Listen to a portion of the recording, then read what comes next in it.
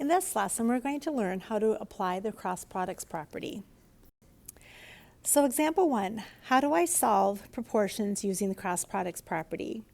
You may remember solving proportions from last year, and there's a couple of different ways that you can solve most proportions.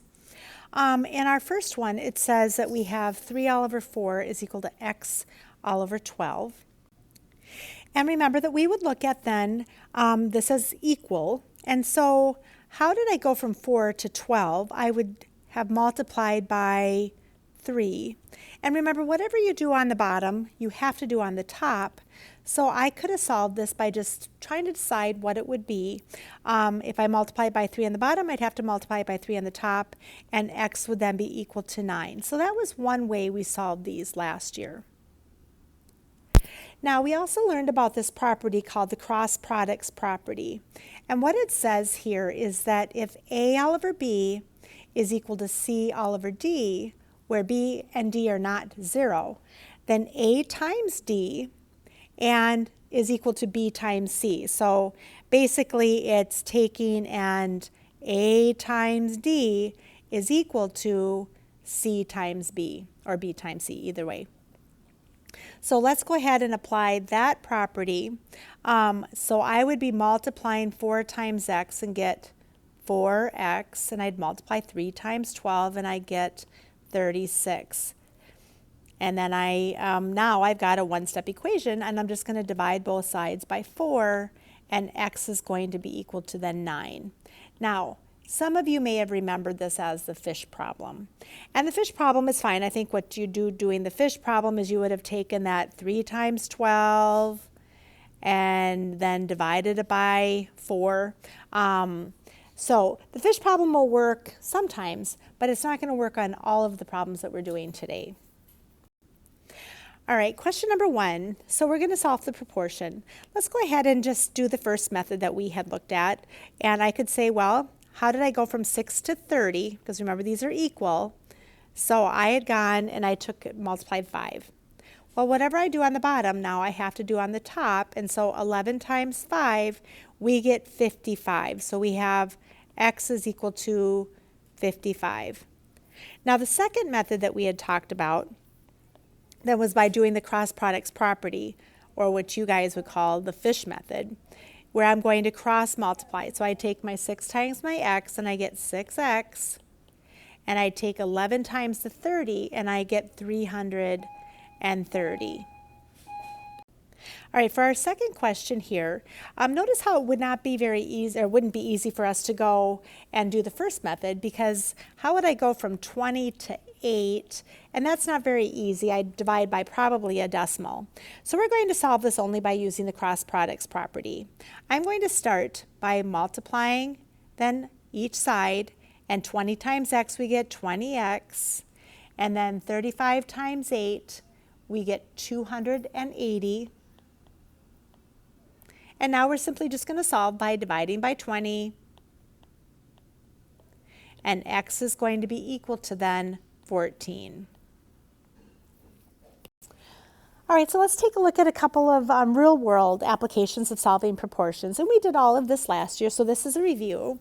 It says a restaurant owner uses 3 cloves of garlic for every 5 pints of sauce.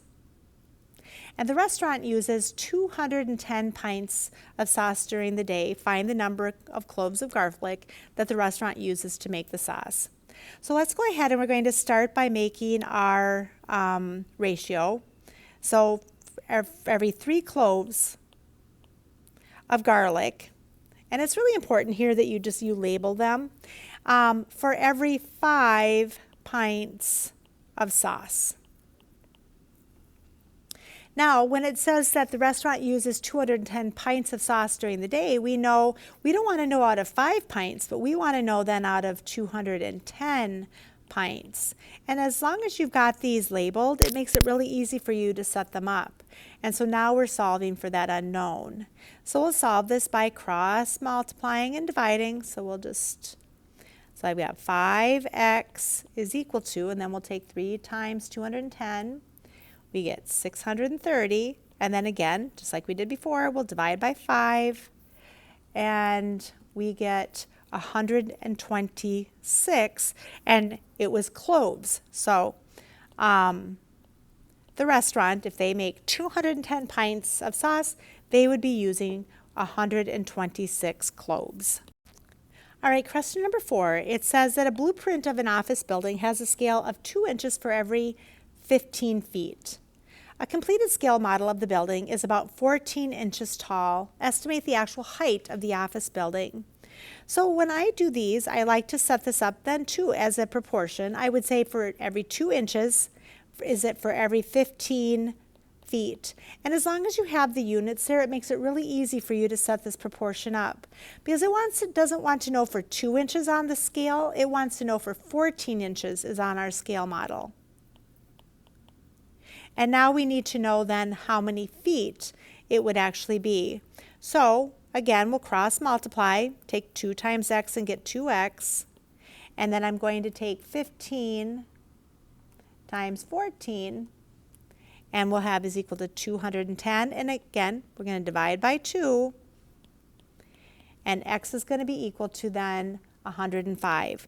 So what that means then is that our actual height of the building is 105 feet tall.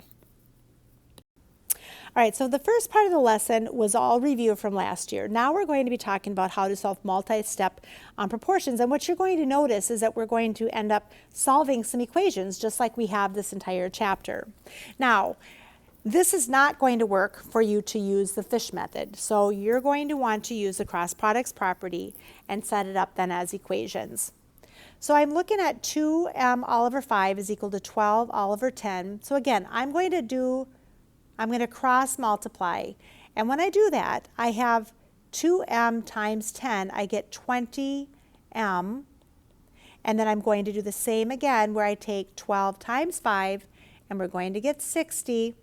And now we're simply just going to divide by 20, and m is equal to then 3. All right, question number 2, we're going to do the same thing. So you're taking cross products. So you're multiplying 6 times 5x and you get 30x. You're multiplying 10 times 24 and you're getting 240. And now we're simply just going to divide by 30. And here x is going to be equal to 8. All right, notice now we're getting a little bit more complex questions. I have 8 all over 3 is equal to x plus 4 all over 9.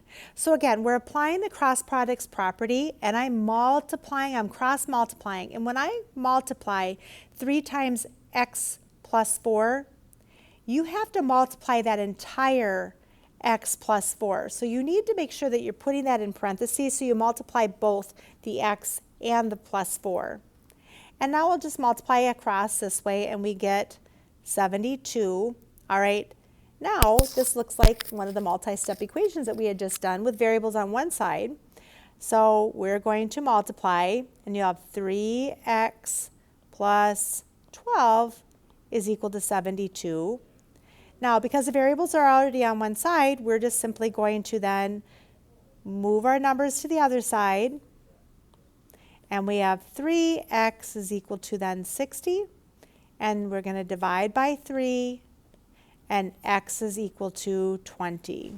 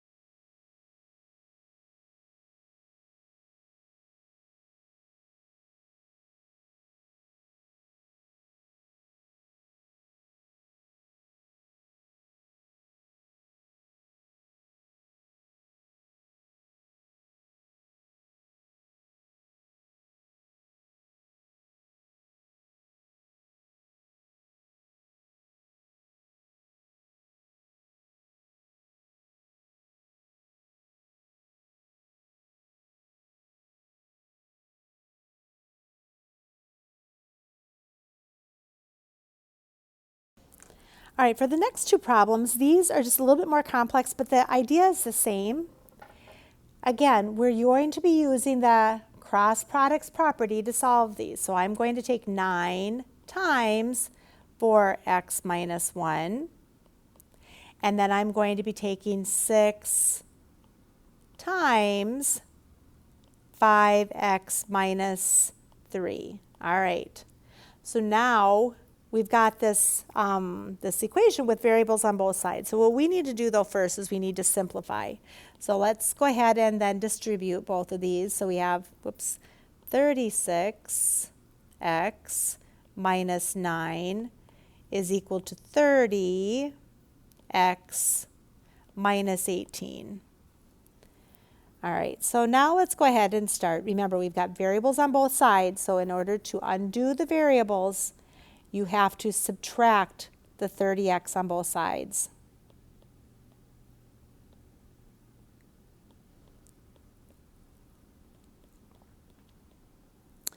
All right, so now let's go ahead and we're going to add the 9. And so we have 6x is equal to, what, negative 9? And then our last step here, we're just isolating the variable by dividing by 6. And since I can't divide it evenly, I'm just going to leave this as negative 9 all over 6. So x is equal to negative 9 all over 6. All right, one last one. We're going to do number 6. All right, for this one, remember we're going to then cross multiply. And it doesn't matter which one you do first. I'll do 6 times w minus 10. All right, that's on one side. On the other side, I'm going to have negative 2 times 4 plus 2w. All right. So again, just like we have been, we're going to simplify first. 6 times w is 6w. 6 times negative 10 is minus 60 or negative 60. And again, we're going to distribute. All right. Now let's bring all the variables to one side.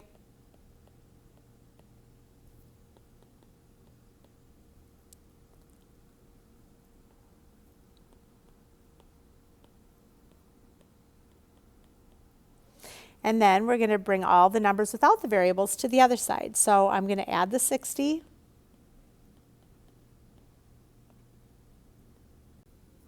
And we have 52 is equal to 10w. And then our last step here then is to get that w all by itself by dividing by 10.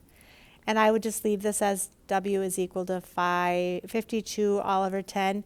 You could divide this easily and you could have 5.2, but it really doesn't matter. Either one is going to be just fine. So in this lesson, we learned how to solve multi-step proportions by using the cross products property.